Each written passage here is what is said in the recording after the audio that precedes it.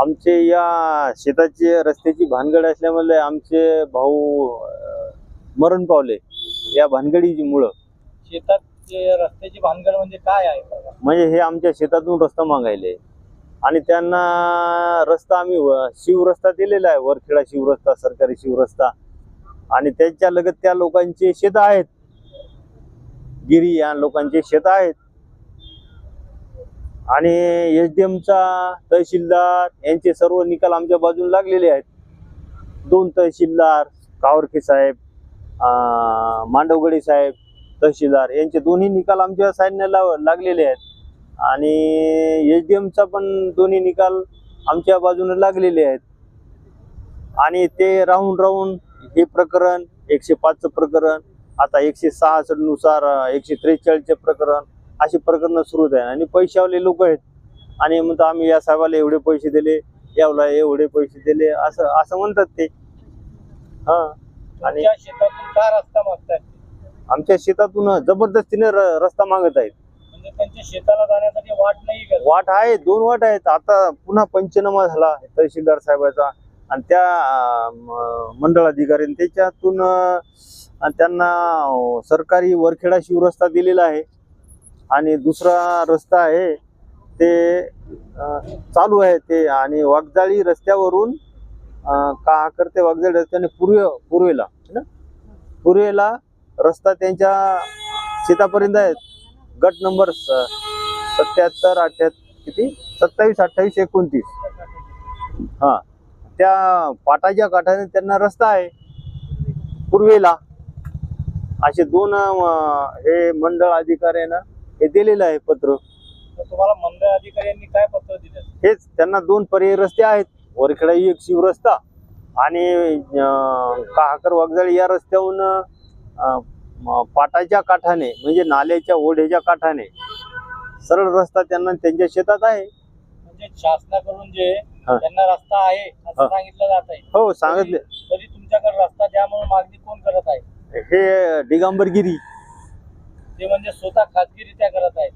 स्वतः. याबाबत तुम्ही पोलिसात वगैरे तक्रार का करता? पोलिसात त्यांना मारामाऱ्या केल्या, सगळं झालंय. हे त्यांचे फोटो आहेत पहा. हे आमच्या हे माऱ्या केलेले हे फोटो आहेत. हे फोटो आहेत. हे असे उभे येऊन ते मारत आहेत, आम्हाला मानसिक त्रास देत आहे. हे त्यांचे फोटो आहेत. आणि हे रस्त्यावर का जाऊ देत ना म्हणून हाय 2 जण भाऊ, त्यांच्या बायका वगैरे हे सगळं हे करत आहेत. दुसरा फोटो काड्या घेऊन हे मारायला येतं आम्हाला. या मारण्यामुळं आमचे भाऊ एक्सपायर झाले. आणि असा अत्याचार होत आहे. तुम्ही 2-3 दिवसापासून बसला, तुम्हाला प्रशासनाने काय आश्वासन दिलं? नाही ते. आणि हे त्यांच्या ते वरखेडा शिवरस्त्याने येऊन ट्रॅक्टरनं पेरणी करत आहेत आणि आम्हाला रस्ता मागत आहेत. हे त्यांचे पेरणी करत आहेत. आणि दुसरा एक फोटो आहे, हे आमचं जे गेट आहे मधात लावलेलं हे ते मोडत आहेत. हे कुलप लावलेलं आहे, हे गेट मोडायले. आमचे हे शेत भरपूर नुकसान केलेलं आहे आमचं. आणि दुसरा एक आहे, हे त्याचं स्वतःचं ट्रॅक्टर, हे ते आमचे गेट मोडायले. हे त्यांचे स्वतःचे ट्रॅक्टर आहे अर्जदारावाल्यांचं. आणि हे भांडणं करत आहे, गेट मोडत आहेत. दुसरा हे कुलप मोडले आमच्या गेटचे, कुलप मोडले, अँगल मोडले, तार मोडले. आणि त्या वरखेडा शिवरस्त्यानं रस्ता देऊन त्यांना रस्ता असून पर्यायी त्यांच्या शेतात हे ट्रॅक्टर चालले हे आहे. आणि आमच्या शेतातून मधातून रस्ता मागायलेत, काळ्या शेतातून रस्ता मागायलेत. तरी आमचं 2 एकराचं नुकसान होत आहे. हे खंबे मोडायले आमचे, ते टोपीवाला. आणि ते पोलिसात तक्रार केली होती. आमचे गेट वगैरे हे सर्व मोडून टाकले त्यांनी. पोलिसांमध्ये काय झालं? पोलिसांमध्ये त्यांनी फौजदारी केली. कोर्टात केस चालू आहे. ही पण कोर्टात केस चालू आहे.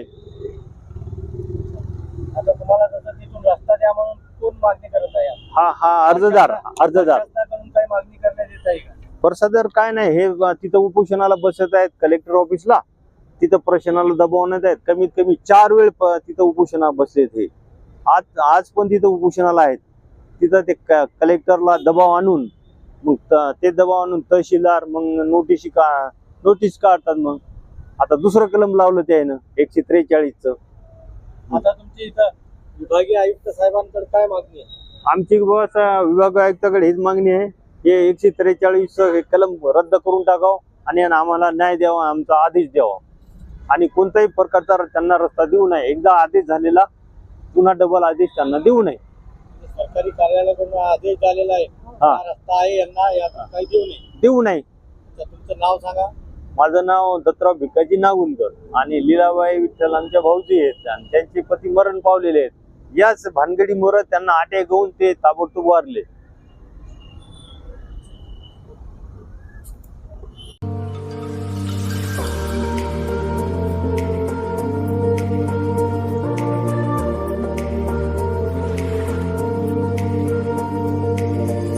Subscribe now and press the bell icon. Never miss an update.